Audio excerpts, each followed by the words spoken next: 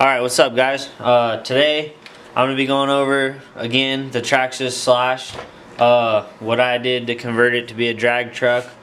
I got some questions I'm going to be going over here, but first I'm going to go over a few things and basically get it going to how I have my suspension set up.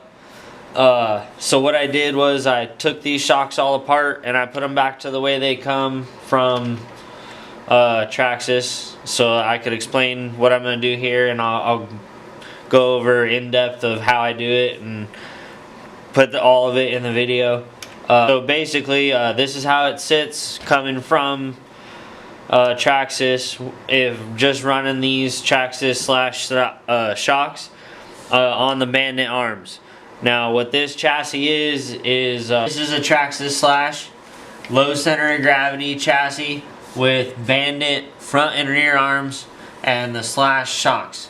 And what I did is I put the shocks all back to the way they come factory to show you guys the ride height and show you guys, you know, look at how much the car will move when you go to launch and squat down. The car is going to travel that much before it actually wants to leave and go. So what I do is I have some of these spacers here, couple different sizes and shapes. I'm going to take a close-up on them. Basically, you know, a couple different styles here, and oh shit. Okay guys, so basically what I'm going to get it to do is be able to sit real nice and low like this and not have a whole lot of suspension travel causing it to want to bounce all over the road, and you know, you don't want that, and you don't want to launch and have a whole lot of suspension down flex, because as you guys can see on the open, well not really open, but the independent rear suspension, it has a lot of movement there, and if you can see in there the drive shafts, that's all losing power. So ideally what you want to do is you want to find the sweet spot in your adjustments on your rear knuckles to where when you lower it to where you want it, your tires will still sit flat, and you can adjust your turnbuckles, you can move the holes on there, you can do a couple different things, but you want to get it to where you're still getting a good footprint on the tire once you get, you know, the chassis height and the suspension all tuned out to where you want it to be. Another thing I want to go over is the rear diff, and as you can see, this has a lot of movement. It's pretty unlocked, pretty open right now, and that's the way they come, is an open differential. So you're going to want to do something to take care of that open differential, whether it be a locker or a spool from hot racing. If you do that, you are going to need to upgrade your drive shafts. If not, you could also go with some of this here. Let me see if I can get it to focus for you guys. Some of this Racer's Edge diff locking putty. And if putty is not really your style, if you want to have a little bit of give but not really be locked up, there's this Bad Horsey Racing diff locking grease, and you can find those online. Here is the spacers I'm going to be installing in the suspension inside the shocks. That way you guys can see a little bit better of what I was talking about earlier in the video. Now you want to lock this up a little better. That's a lot of slip. So when you give power to the ground, this is a pretty smooth board. Oh, you guys couldn't even see any of that. Stand by. Okay, so this is a pretty smooth board. As you guys know, the decal cutting boards are pretty smooth. But as you can see, I can take this wheel and turn it, and that other side's not really doing anything. So that's not very good. I'm gonna need to do something about that. This car hasn't been touched in about a year and a half. I built it, did everything to it, and then took it out and drove it and abused the hell out of it. But now a lot of people are starting to get interested in them more. So I'm gonna go ahead and show you guys how I have mine set up. Okay, rear wheels and tires. The wheels and tires that are on it are the Proline Prime tires in the clay compound, and the the wheels are the RPM 2.2 rear buggy wheels. Now there is a couple different options that you can run depending on offset and stuff like that. There's these right here are Traxxas 2.2 wheels, and they have a a pretty, I guess you'd say, narrow offset. And then these here are also some Traxxas 2.2 wheels, but they have a pretty wide offset. Or I guess it'd be the other way around. These are narrow and these other ones would be pretty wide offset.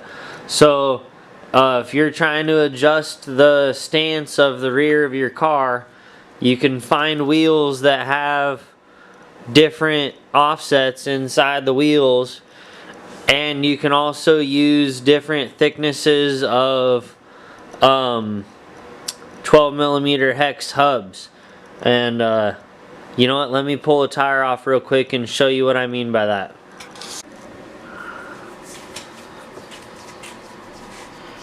Okay, so the rear hub option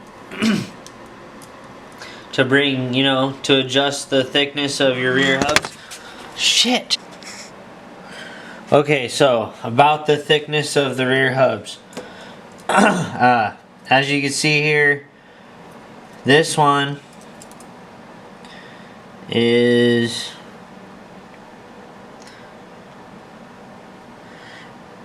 6mm. Okay, and then they make fatter ones that are, this one's 8mm thick.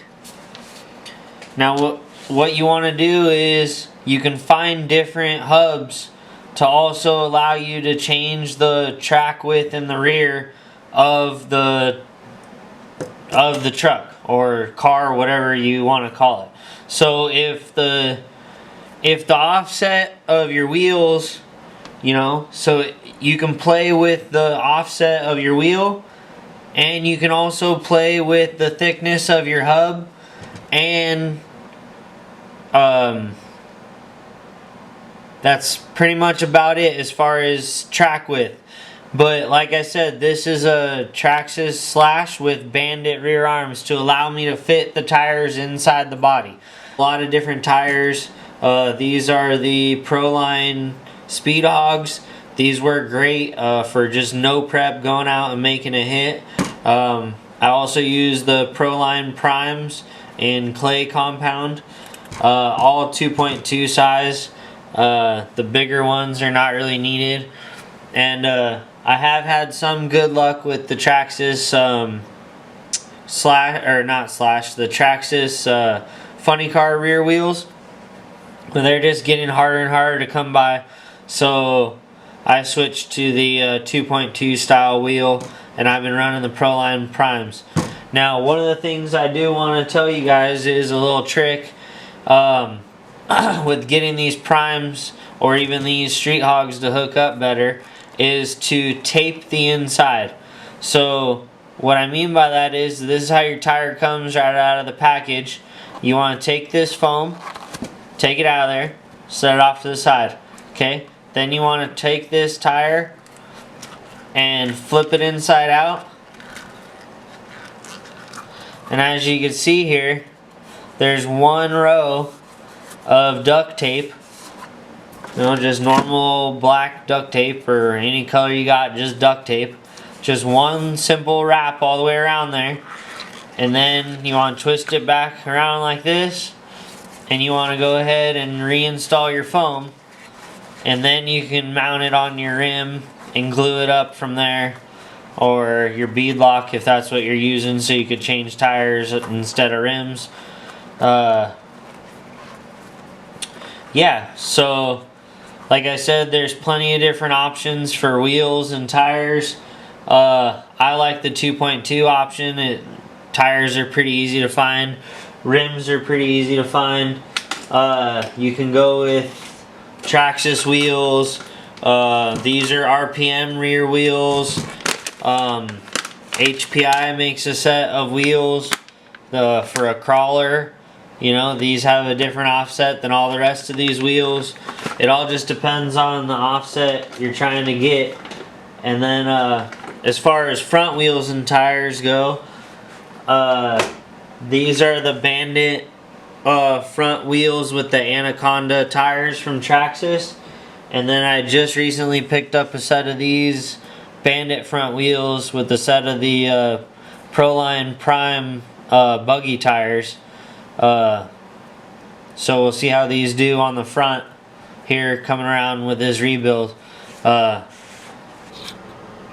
Okay guys, so as you can see, I got my shock here, spacers here. I'm going to tear this down real quick and show you guys pretty much exactly how I do it, and maybe that could help some of you guys out along the way, I don't know. So first, just basically, you want to tear it down real quick. Alright, well, once you guys are to this step and you got it to here, you're going to need to open it up. What I like to do first is take it and, you know, at this point now, just wipe off all the dirt and grime with a paper towel or whatever you got. I just like to use cheap shop paper towels on all my stuff. Doesn't leave any dirt or lint behind. So you're going to need to completely open up the shock, and for those of you that have never done this before, there's going to be some oil inside. Don't be alarmed. Just get yourself a little bucket or something to pour all your oil into. Now, you got your piston and your rod here. And what I like to do, make sure there's no real big scratches or gouges in it, which I'm pretty okay. And then you're going to want to go ahead and install your rubber bump stops, as you could call it, into or onto the shock shaft itself. And it'll look something similar to that when you're done. And remember, I said there's all sorts of different kinds you can use. There's metal ones, rubber ones, some axial spacers, some RJ speed, little spacers. Well, you could use them as spacers. Those have a set screw on them. They're for the adjusting the steering linkage from an RJ speed car. So if you went with something like this, you wouldn't necessarily need to run two of them. You could just slide this on the shock shaft, get it where you want it, and lock down your set screw, and that would allow this to stay where you want it. More of like an adjustable bump stop internal. And then now, once you reach this step, you're just going to go ahead and reassemble the shock. Okay, so as you guys can see, now both drive shafts are nice and straight. So what I'll go ahead and do now is I'll get my tires put on, and then I will align the turnbuckles on the top links to make it to where my tires are sitting nice and square and true. And then after that, I'll lube everything up and move on to the front end.